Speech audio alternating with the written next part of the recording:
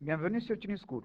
Dans cette séquence vidéo, je vais essayer de corriger avec vous un examen de bac pratique qui est le bac pratique de 26 mai 2010 à 10 heures, qui, dans le titre ou bien l'idée générale, c'est la multiplication russe. Et je vais essayer, au fur et à mesure qu'on corrige, de vous montrer la meilleure démarche pour élaborer un examen pratique et essayer de faire le maximum d'un examen pour gagner bien sûr le maximum de notes et pour être méthodique et faire un travail structuré et bien organisé. Donc, on va passer premièrement, bien sûr, la première chose à faire, c'est de lire l'énoncé. Voilà l'énoncé de l'exercice. Donc, on va essayer de lire l'énoncé et le comprendre ensemble. Donc, il a dit ici la multiplication russe est l'une des méthodes permettant la multiplication de deux entiers A et B en utilisant seulement la division, la multiplication par 2 et l'addition selon le principe suivant. Donc ici, finalement, si on comprend en général, donc il va essayer de multiplier deux entiers A et B avec une méthode qui s'appelle la méthode russe. Voilà, ici, il est en train d'expliquer la méthode. Il a dit le premier nombre est divisé par 2. Donc ici, on parle de A. Le A, elle est divisé par 2. C'est une division entière, c'est-à-dire on va utiliser div et non pas l'opérateur slash pour avoir pour toujours un entier. Donc ici, je vais diviser par l'opérateur div. Je vais dire A div 2, c'est-à-dire. Et le deuxième nombre est multiplié par 2. Donc le B, je vais le multiplier par 2. Ce processus est répété jusqu'à avoir 1. D'ailleurs, si je vais me concentrer ici, déjà, il a dit répéter jusqu'à. Donc déjà, ici, je peux souligner ça et je dois me rappeler que c'est une boucle répétée jusqu'à.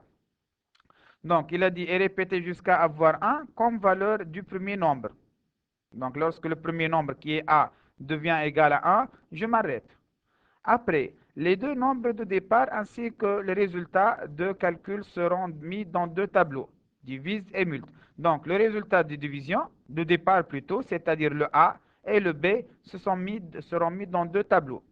Donc, divise contiendra les différentes valeurs du premier nombre et multe contiendra les différentes valeurs du second nombre, c'est-à-dire le tableau divise contiendra les valeurs division par 2, div 2, div 2, div 2, et l'autre multiplication fois 2, fois 2, fois 2. Le résultat du produit recherché est la somme des nombres du tableau multe qui sont en face des nombres impairs du tableau divise, c'est-à-dire je vais pour trouver finalement A fois B, le produit, je vais faire la somme des nombres du tableau multe qui sont en phase de nombres impairs, c'est-à-dire qui sont en phase de nombres impairs dont divise. Alors ça, c'est peut-être grosso modo, surtout pour un élève, parfois l'énoncé n'est pas à 100% clair. Donc, pour comprendre davantage, je dois lire bien attentivement l'exemple. L'exemple, il nous permet de valider ce qu'on a compris au niveau de l'énoncé. Donc déjà, pour l'exemple, il prend deux nombres A égale 11, B égale 13. Donc, le produit de A par B se calcule comme suit. Voilà comment il l'a fait.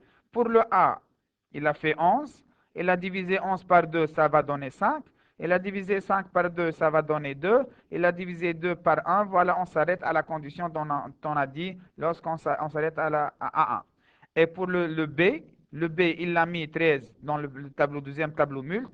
Après, 13 fois 2, 26. 26 fois 2, 52. 52 fois 2, 104. Voilà, il s'est arrêté ici. Pourquoi? Parce que les deux tableaux doivent avoir la même taille.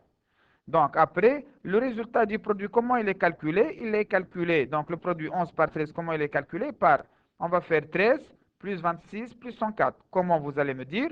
Je vais vous dire, qu'est-ce qu'il a fait? Il a dit, il va prendre les sommes dans ce qui est en face et impair. Donc je vois que 13 est en face de 13, c'est-à-dire la valeur de divise qui est en face de 13, elle est impaire, c'est 11, donc je calcule 13.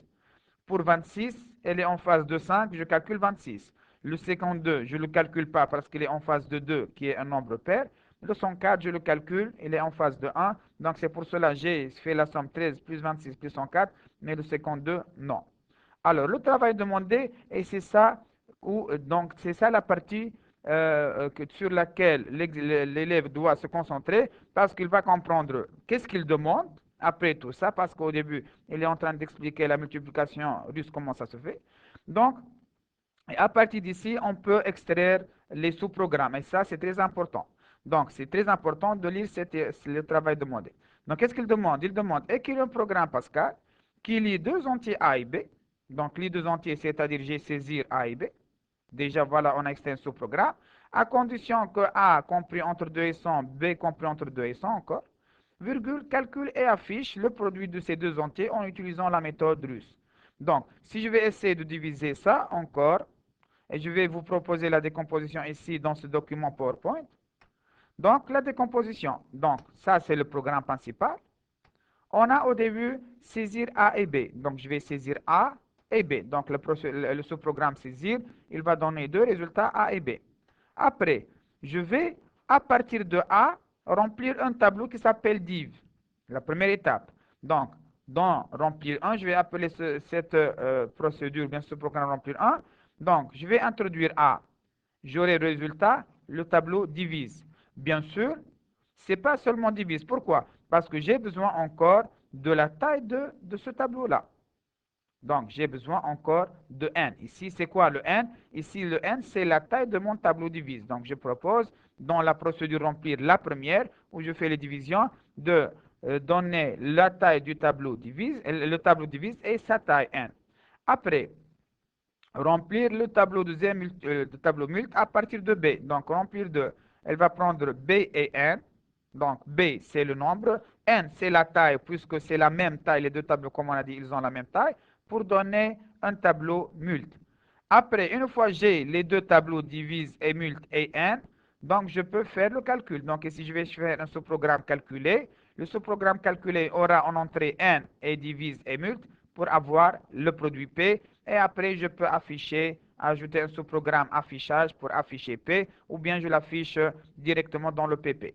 OK? Donc, voilà la décomposition que je vous propose. Donc, après, on doit définir qui sont des procédures, qui sont des fonctions. Donc, saisir, déjà, elle donne deux résultats et d'habitude, toujours saisir procédure, remplir procédure, remplir deux procédures. Calculer, ici, il va calculer un seul résultat P à partir de ces tableaux. Donc, c'est une fonction. Et afficher, c'est une procédure. Donc, je pense qu'on est tous d'accord sur cette décomposition. Donc, une fois la décomposition faite, qu'est-ce que je vais faire? Je vous conseille pour un examen pratique, une fois j'ai fait sur le brouillon cette décomposition, de commencer directement la pratique. Je ne vais pas maintenant me concentrer à l'idée, mais je vais essayer de préparer le squelette de mon programme, c'est-à-dire je vais essayer de structurer mon programme. Comment? Vous allez me dire comment. Alors, je vais lancer l'Algosphere. Donc déjà, c'est un éditeur de Pascal qu'on peut l'installer sur n'importe quelle version de Windows, même Windows 10, comme vous voyez sur ma machine. Donc, et je commence petit à petit mon exercice. Programme, par exemple, russe. Je vais appeler mon programme russe. Uses WinCRT. Donc ça, dès le début. Dès le début, j'écris ça. Pourquoi? J'essaie d'écrire le maximum sur machine pour gagner le maximum de notes, bien sûr. Après, je vais déclarer les objets. Donc, on a deux tableaux. Donc, déjà, je dois déclarer un type tab. Donc, type pour le tableau. Tab égale array. D'où à où mon tableau? Il n'a pas indiqué ça, mais déjà, il a dit que le nombre, la taille de A ne dépasse pas 100. Si je vais venir ici dans l'énoncé, donc je reviens ici en haut, voilà, voilà où est la condition, voilà c'est le travail à faire. Le A et le B ne doivent pas dépasser 100. Bon, si je vais calculer le maximum 100, et je vais diviser plusieurs fois, donc 100 sur 2 c'est 50, 50 sur 2 c'est 25, 25 sur 2 c'est 12, 12 sur 2, 12 sur 2 c'est 6, 6 sur 2 c'est 3, 3 sur 2 c'est 1, 1, et voilà, je m'arrête. Donc je remarque que j'ai déjà 7 nombres. Je vais déclarer 10. Je peux même déclarer 100. Si je n'ai pas fait ce calcul-là, je peux dire le maximum 100 ou 10. Pour moi, j'ai fait mon calcul, donc j'en suis sûr que mon tableau ne peut pas dépasser 10 valeurs. Of quoi? Of integer. Voilà, j'ai déclaré le type tab. Après, je vais déclarer mes variables. Vous allez me dire comment je vais faire mes variables à partir de la décomposition. Tout ce qui existe dans ma décomposition, ce sont sûrement des variables globales. J'ai A, B, N, ça ce sont les entiers, et P encore, et j'ai encore divise et mult. Donc j'ai, on a dit A, B, N et P. Ça ce sont des entiers. j'ai encore les deux tableaux, divise. Donc, je ne suis pas obligé de l'appeler les mêmes noms. Je peux appeler T1, T2, mais je vais essayer ici de respecter l'énoncé de point tab. Voilà. Voilà, comme ça, j'ai déclaré mes objets. Donc, jusqu'à maintenant, je suis en train d'avancer dans le programme et finalement, je suis en train de gagner des notes. Si cette déclaration, déjà, elle peut être pour un examen pratique. Je vais revenir sur l'énoncé et voir le barème.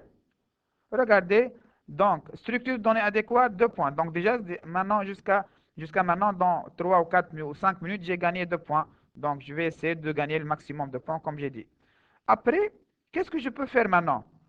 Je peux, à partir encore de la décomposition ici, de définir au moins l'entête de chaque sous-programme. Donc, chaque sous-programme, je peux faire pour saisir, procédure saisir, begin and, procédure remplir, begin and, avec les paramètres, et je suis en train de gagner encore plus de notes. Donc, ici, je vais faire procédure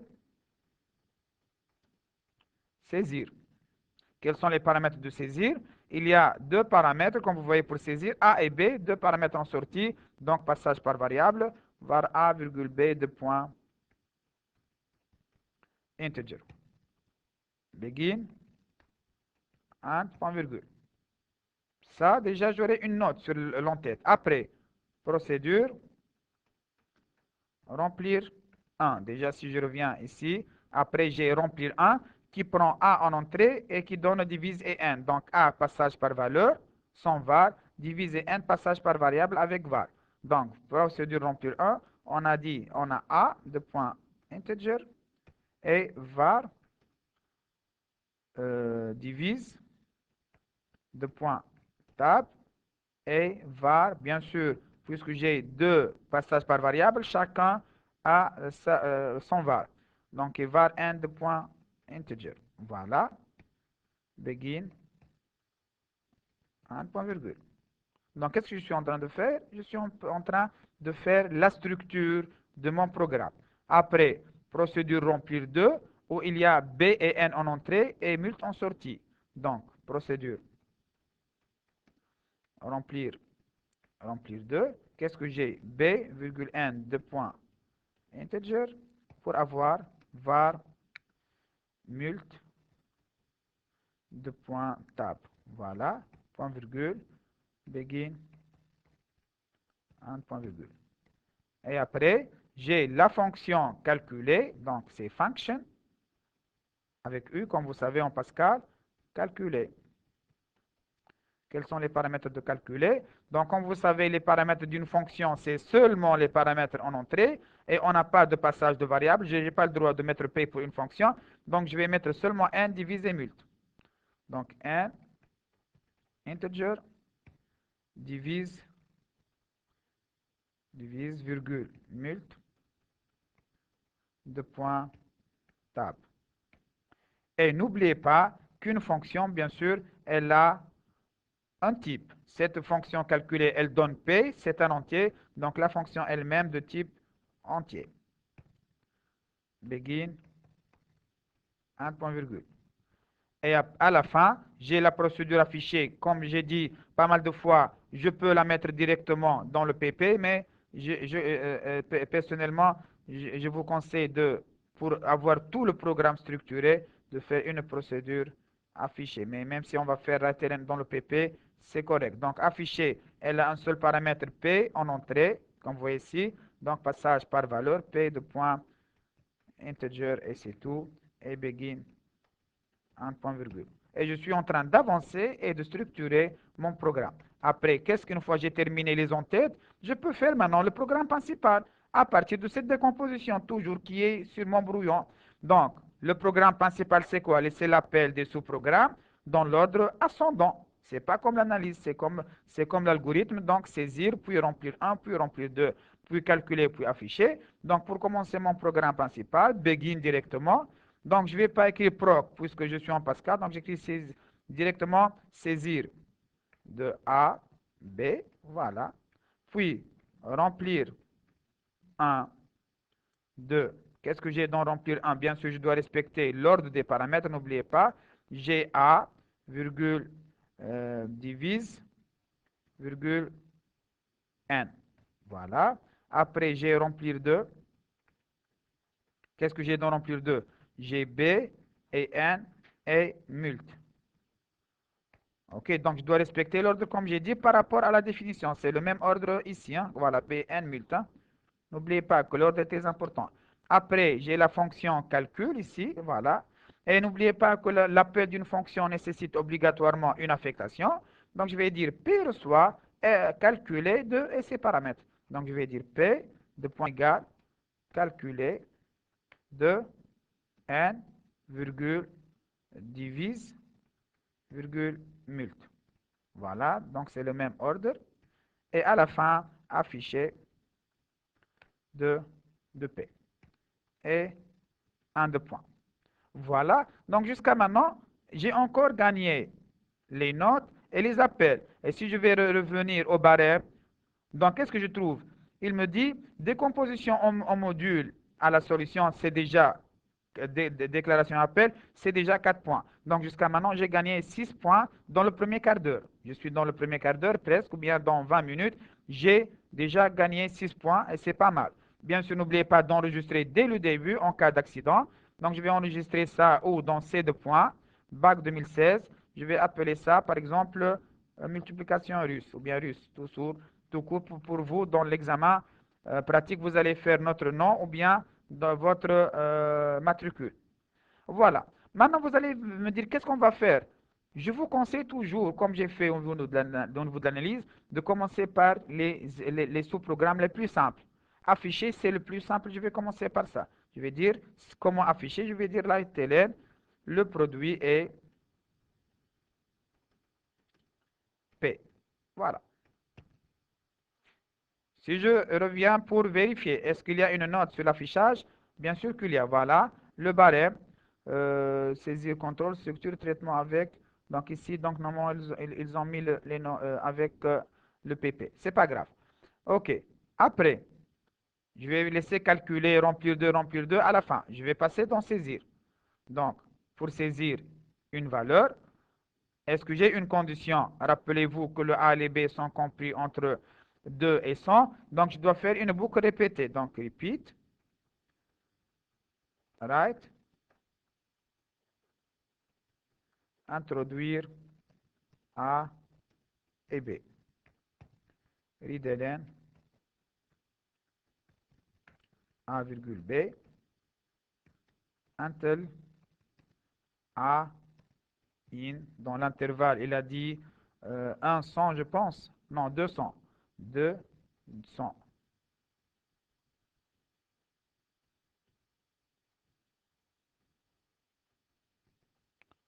And B in, encore dans l'intervalle 200. Voilà, j'ai terminé la procédure saisir avec les contrôles de saisie.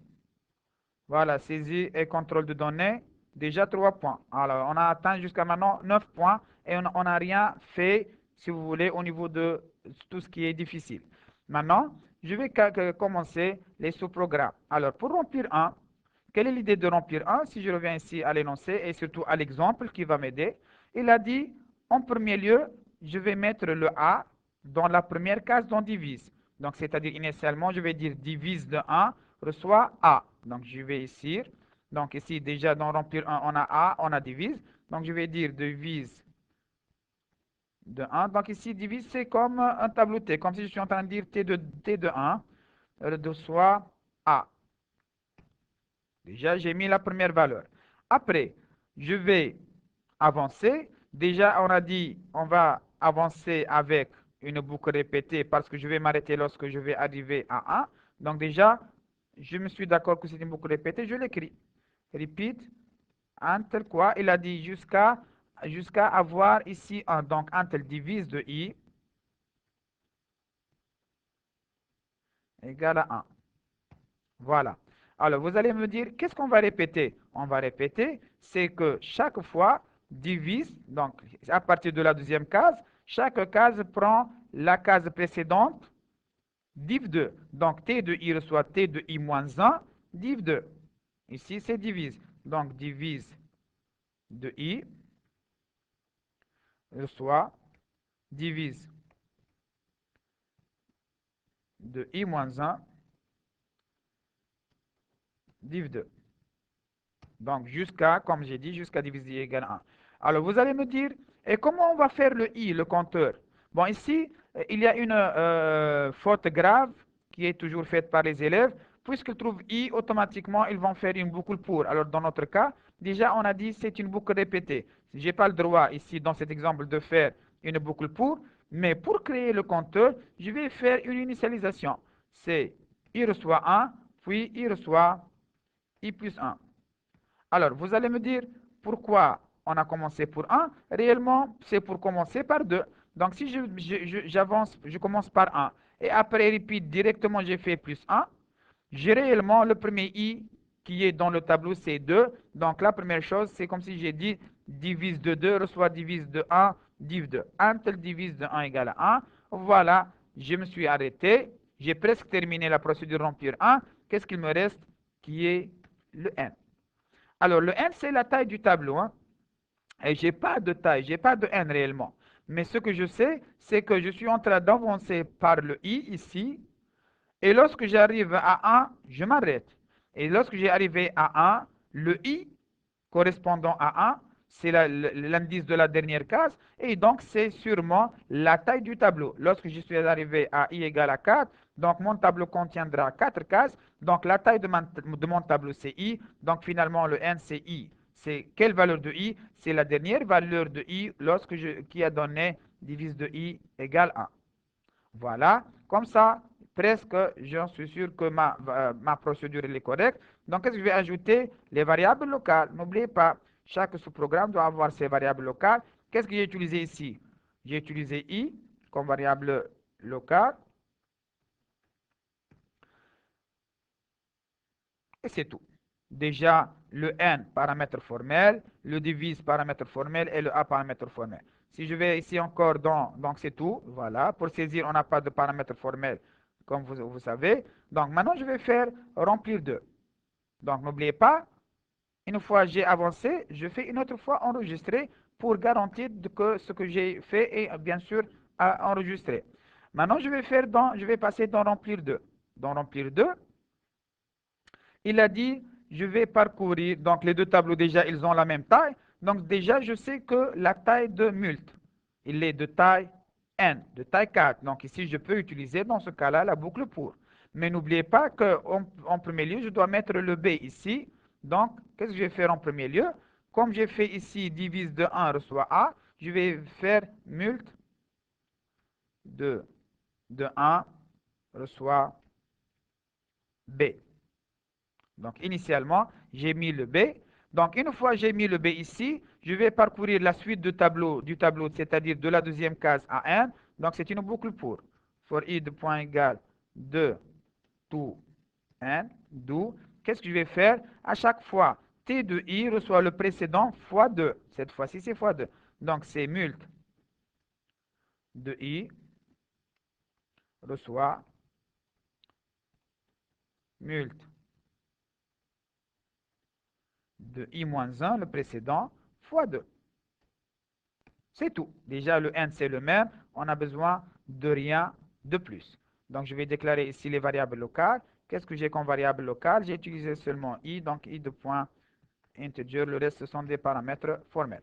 Voilà, comme ça, j'ai terminé les deux sous-programmes. Il me reste maintenant calculer. Alors, pour calculer, qu'est-ce qu'il a dit? Il a dit, il va faire une somme. C'est la somme des valeurs de mult telles que l'équivalent, c'est-à-dire le don divise et pair et impair. C'est-à-dire, je dis, si divise de i est impair, je calcule mult de i dans la somme. Sinon, je ne calcule pas. OK, alors je vais essayer de commencer petit à petit. Donc, comme vous savez, lorsqu'on a une somme, je dois utiliser par exemple une variable s initialisée à 0 au début. Après, je connais la taille des deux tableaux, donc for, c'est une boucle pour i de point égal 1 to n do. Et je vais dire si, donc if. If quoi? If divise de i. B divise de I, C divise de I est pair. Et vous savez, pour vérifier un nombre pair ou non, on fait le reste par 2.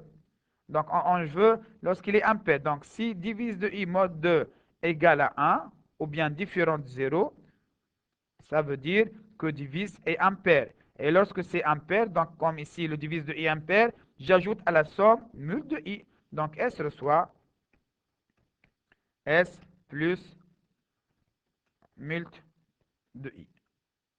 Voilà. Comme ça, j'ai terminé l'idée. Je n'ai pas besoin de 1. Comme vous savez, fancy n'est pas traduit en Pascal, fin pour n'est pas traduit en Pascal. Je ne vais pas faire de 1. Mais n'oubliez pas, c'est une fonction.